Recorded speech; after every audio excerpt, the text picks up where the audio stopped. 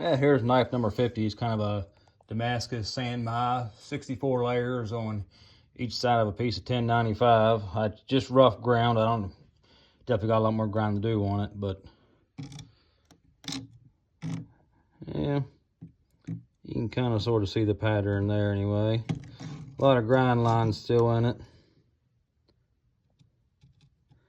There's a lot more grind to do. I was just curious to see what it would look like myself. That side you can see halfway decent. But there it is.